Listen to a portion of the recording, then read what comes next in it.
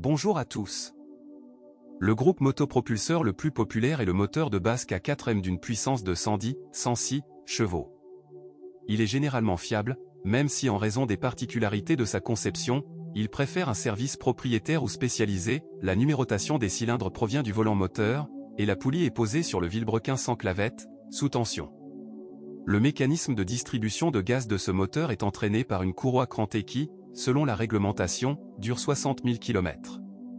Ce délai doit être strictement respecté ou la courroie doit être changée encore plus tôt. Il y a eu de nombreux cas de rupture de rentabilité avec de petits dépassements.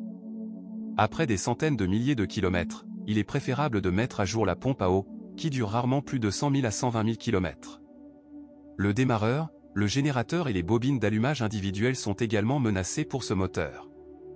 Le second est un 4 de 1,6 litres développant 114 CH fabriqué par Nissan HR16D ou H4M selon les spécifications Renault est également fiable. L'entraînement de synchronisation est ici effectué par une chaîne. C'est juste que la chaîne est tombée en panne, elle a tendance à s'étirer, ce qui entraîne des changements de timing, des pannes et une mauvaise traction du moteur. Cela se produit généralement après des centaines de milliers de kilomètres, entre 150 000 et 180 000 km. À peu près au même moment, l'embrayage du déphaseur du mécanisme de distribution de gaz s'use et les uns après les autres, les supports moteurs commencent à tomber en panne. Après 150 000 km, le moteur commence à consommer de l'huile. Si sa consommation dépasse 200 grammes au 1000 km, vous devrez changer les segments du piston d'huile. Le E4 de 2 litres est également emprunté à Nissan et est généralement également fiable. Mais il ne faut pas oublier qu'à 150 000 km, la chaîne de distribution s'étire et l'ensemble papillon meurt. La chaîne doit être remplacée et la durée de vie du papillon peut être prolongée si vous le lavez tous les 30 000 à 40 000 km. Il faut être prudent lors du remplacement des bougies d'allumage sur ce moteur, les parois du puits de bougie sont très fines et peuvent éclater avec une force excessive. Et puis le liquide de refroidissement pénètre dans la chambre de combustion et les gaz d'échappement pénètrent dans le système de refroidissement. Préparez beaucoup d'argent pour une nouvelle culasse ou même pour l'ensemble du moteur.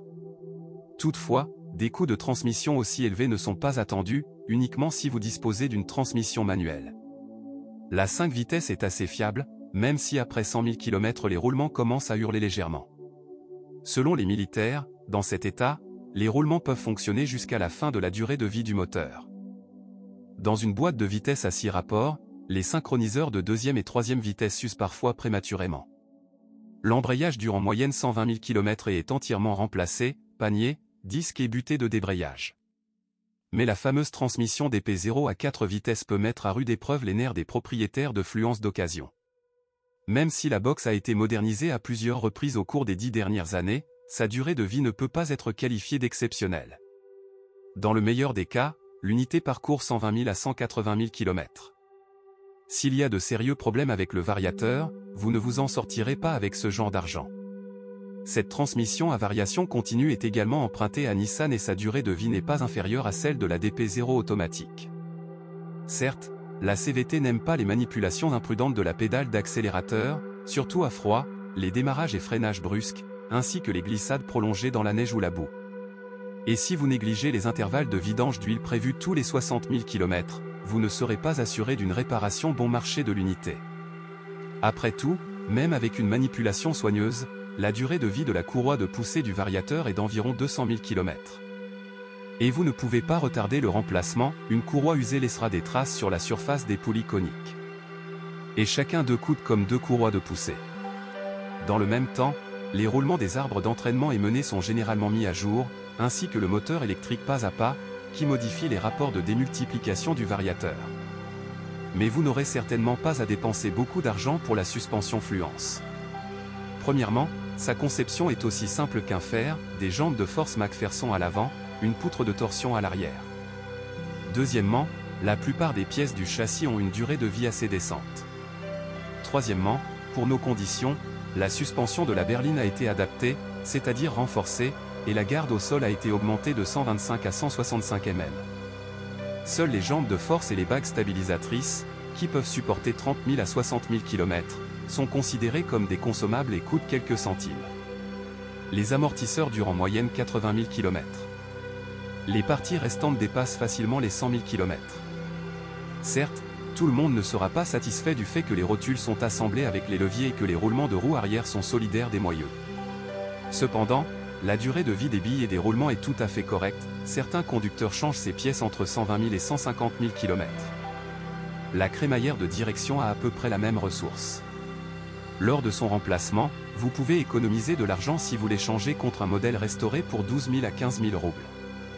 La carrosserie doit également être restaurée au fil du temps, car la peinture est faible et les éclats apparaissent assez rapidement. Cependant, sous une couche de vernis, la rouille n'apparaît pas très longtemps. Les premiers éléments de la carrosserie sur lesquels subsistent des points rouges sont le capot, les passages de roues et les bas de caisse. Les parties chromées du décor extérieur souffrent également, après le deuxième hiver, le revêtement de ces éléments devient trouble et commence à se décoller. Si vous avez acheté une fluence d'occasion sans traitement anti-corrosion, mieux vaut la faire faire. Elle ne sera certainement pas redondante.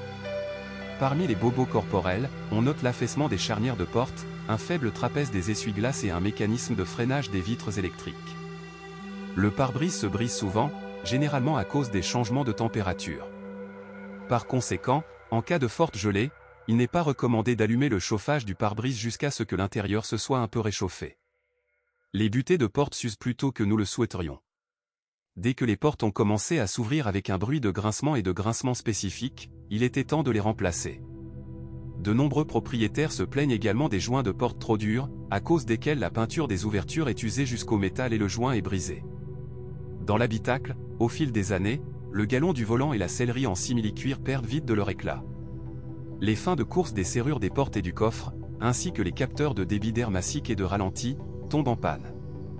Il faut souvent changer le démarreur, il est situé trop bas et devient rapidement inutilisable à cause des projections de saleté et de l'humidité. Bien qu'il existe désormais de nombreuses entreprises engagées dans la restauration de ces unités. Cependant, malgré quelques soucis avec les boîtiers, nous ne vous dissuaderons pas d'acheter une fluence d'occasion. Après tout, un variateur dure 250 000 km ou plus et une transmission automatique peut être réparée à très peu de frais. Sinon, Fluence se porte bien. Si vous possédez ou aviez un tel modèle, partagez des informations sur ce qu'il casse et comment dans les commentaires.